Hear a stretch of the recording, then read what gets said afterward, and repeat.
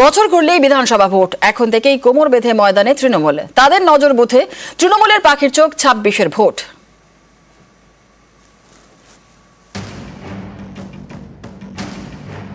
বেশ কিছু বিধানসভায় আমাদের প্রত্যাশিত ফল হয়নি। যেসব বুথে হেরেছি সেই সব বুথ চিহ্নিত করতে হবে। কেন হেরেছি সেটা বের করতে হবে। সাধারণ মানুষ তো পরিষেবা পাচ্ছেন, তাহলে হারের কারণ কি?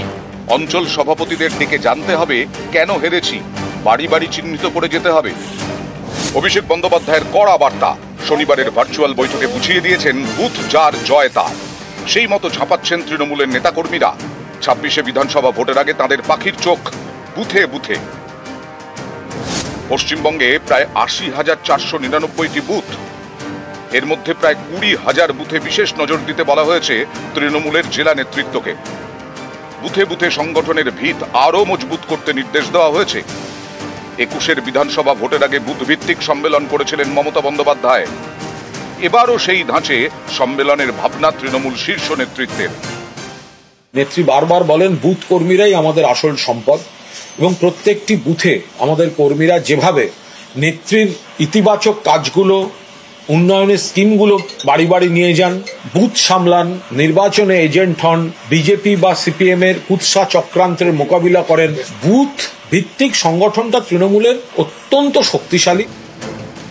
২৪-এর লোকসভা ভোটের ফলাফলের ভিত্তিতে উত্তরবঙ্গে ১,৪৮০টির বেশি বুথে পিছিয়ে তৃণমূল, দক্ষিণবঙ্গে পিছিয়ে ৩,৩৮৭টির বেশি বুথে। এই সব বুথে সংগঠনে জোর দিচ্ছে তৃণমূল।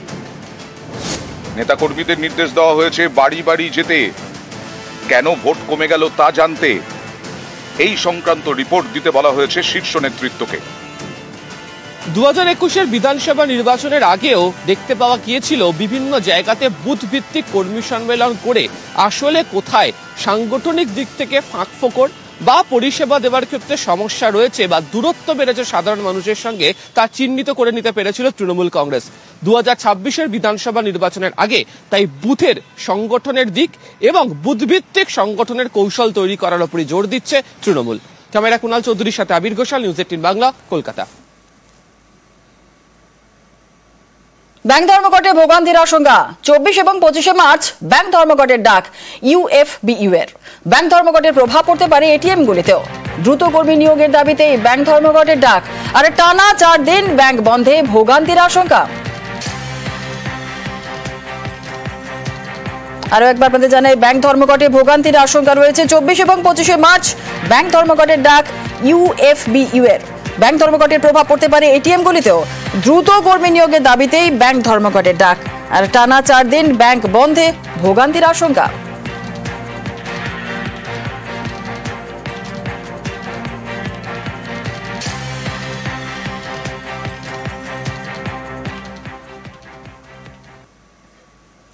আসছে পরবর্তী খবরে, ভুয়ো এসটি সার্টিফিকেটে লাখ টাকা জরিমানা। সার্টিফিকেট জাল করে এমবিবিএস এ ভর্তি। কলকাতা মেডিকেলেও সার্টিফিকেট জালিয়াতি। অভিযুক্ত আসানসোলের কুমার আরিয়ান। জালিয়াতি ধরা পড়ায় ভর্তি বাতিল পড়ুয়ার। দ্বিতীয় বর্ষের এমবিবিএস এ পড়ুয়ার ভর্তি বাতিল। আসানসোলের এসডিও নির্দেশেই ১ লাখ জরিমানা। ভুয়ো এসটি সার্টিফিকেটে লাখ টাকা জরিমানা। সার্টিফিকেটে জাল করে এমবিবিএস এ ভর্তি। কলকাতা মেডিকেলেও সার্টিফিকেট জালিয়াতি। অভিযুক্ত আসানসোলের কুমার আরিয়ান। জালিয়াতি ধরা পড়ায় ভর্তি বাতিল সেই পড়ুয়ার। দ্বিতীয় বর্ষের এমবিবিএস পড়ুয়ার ভর্তি বাতিল। আসানসোলের এসডিও নির্দেশে ১ লাখ জরিমানা।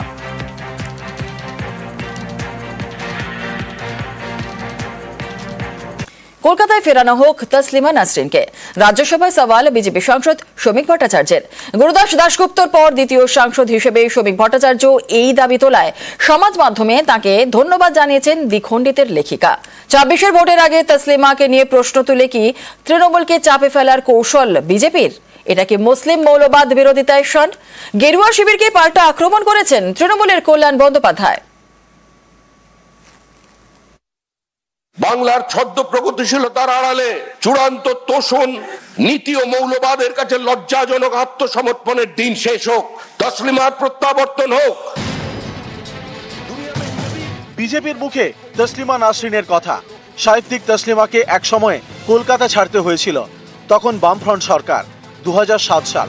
সে বছর নভেম্বরে কলকাতা ছাড়তে কার্যত বাধ্য হতে হয় Taslima নাসরিনকে। Taslima Nasreen wrote a novel, namely Lajja, The Shame, about the unspeakable atrocities against the Hindu minorities in Bangladesh. And situation compelled her to leave Bangladesh in the year of 2004. Got shelter in Kolkata.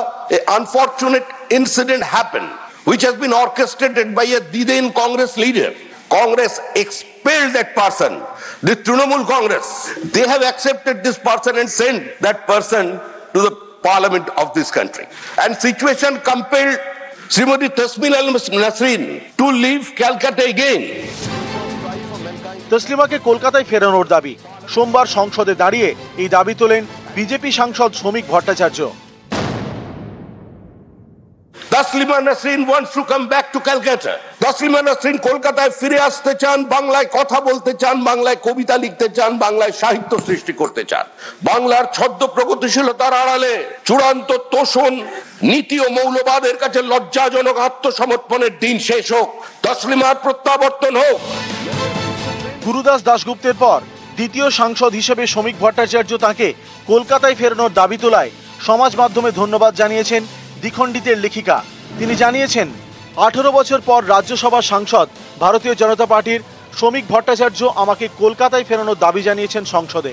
জানি না কলকাতায় শেষ পর্যন্ত ফেরা হবে কিনা, তবে তিনি যে আমার কথা মনে করেছেন। মানবাধিকারের পক্ষে দাঁড়ানোর অপরাধে নিজের জন্মভূমি থেকে নির্বাসিত আমি। বাংলায় লেখালেখি চালিয়ে যেতে পশ্চিমবঙ্গে বাঙালি পরিবেশে বাস করা আমার জন্য গুরুত্বপূর্ণ, তা তিনি উপলব্ধি করেছেন বলে তাকে ধন্যবাদ এবং কৃতজ্ঞতা। সামনের বছর পশ্চিমবঙ্গে বিধানসভা ভোট, তার আগে বিজেপি সাংসদের মুখে তসলিমা নাসরিনকে কলকাতায় ফেরানোর দাবি। পর্যবেক্ষকদের একাংশের মতে এটা এক ঢিলে দু পাখি মারার কৌশল। তসলিমা নাসরিন বরাবরই কট্টর মৌলবাদী বিরোধী বলে পরিচিত।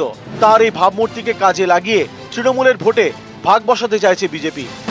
বাংলাদেশে ইউনূস সরকার আসার পর থেকে বারবার সে দেশে হিন্দু সংখ্যালঘুরা আক্রান্ত হয়েছেন। এর প্রতিবাদেও সরব হয়েছেন তসলিমা নাসরিন। এই ভাবাবেগকে কাজে লাগাতে চাইছে বিজেপি, যাতে হিন্দুদের বার্তা দেওয়া যায়, হিন্দু ভোটকে বিজেপির পক্ষে সুসংহত করা যায়। তসলিমা নাসরিনকে পশ্চিমবাংলা থেকে বার করেছিল, তখন তো সিপিএম সরকার ছিল। তখন শ্রমিক ভট্টাচার্য কি করছিল? আবহাওয়া তৈরি করছে এরা হিন্দু মুসলমানের ঝগড়া লাগানোর জন্য। সাম্প্রদায়িক দাঙ্গা, সাম্প্রদায়িক ঝগড়া লাগিয়ে বিজেপি এখন বাজারে থাকতে চাইছে। পশ্চিমবঙ্গ সরকার ঠিক করবে কাকে আসতে হবে, কি আসতে হবে না। ল অ্যান্ড অর্ডারটা তো আগে নাকি? এরা সব ভেগদারি হিন্দু। তসলিমা নাসরিন তিনি আছেন, ভারতবর্ষে আছেন, যে জায়গায় আছে, ইচ্ছে করলে পশ্চিমবঙ্গে আসবেন, তাকে বাধা দিয়েছে কে? তখন একটা নির্দিষ্ট পরিস্থিতিতে সেই পরিস্থিতি সামাল দেওয়ার জন্য তার নিরাপত্তার খাতিরে তাকে সরিয়ে দেওয়া হয়েছিল। আজকে তিনি যদি মনে করেন পশ্চিমবঙ্গে আসবেন এবং রাজ্য সরকার যদি তার নিরাপত্তা দেয়, কোনো অসুবিধা নেই, হতেই পারে। নিউজ 18 বাংলা।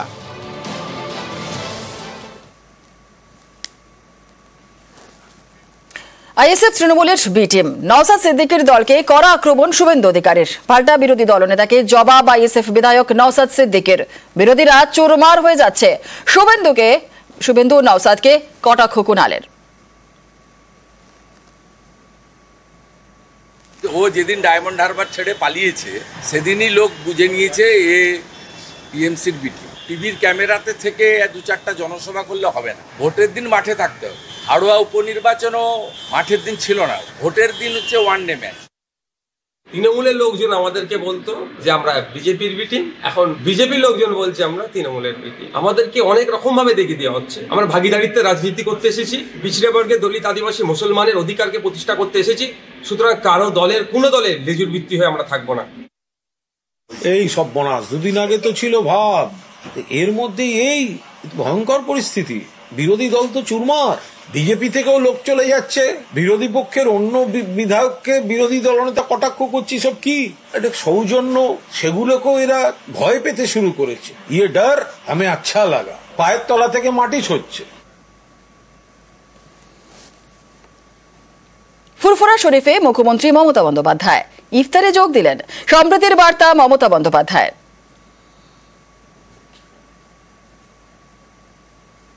আজকেও আমি দেখছিলাম কিছু কিছু সোশ্যাল নেটওয়ার্কে কিছু কিছু টিভি চ্যানেল কমেন্টস করেছে এটা কি ভোটের সমীকরণ? আমি তাদের বলি, আমি যখন কাশী বিশ্বনাথে যাই এই কোয়েশ্চেনটা করেন না। আমি যখন খ্রিস্টান নাইট সাপারে যাই তখন তো কোয়েশ্চেন করেন না। আমি যখন দুর্গাপুজো করি তখন তো কোয়েশ্চেন করেন না। আমি খ্রিস্টানদের ফেস্টিভ্যালেও যাই, আমি ঈদ মোবারকেও যাই, আমি ইফতার নিজে করি। আমি মনে করি বাংলার মাটি সম্প্রীতির মাটি, সাম্প্রদায়িক সম্প্রীতির মাটি। রমজান মাসে সকলের রোজা আল্লাহ তাআলা কবুল করুক। আমি সকলের হয়ে দোয়া প্রার্থনা করব, সবাই শান্তিতে থাকুন। সম্প্রীতি, শান্তি, ঐক্য, এটাই আমাদের বার্তা সবাইকে ভালো রাখার জন্য।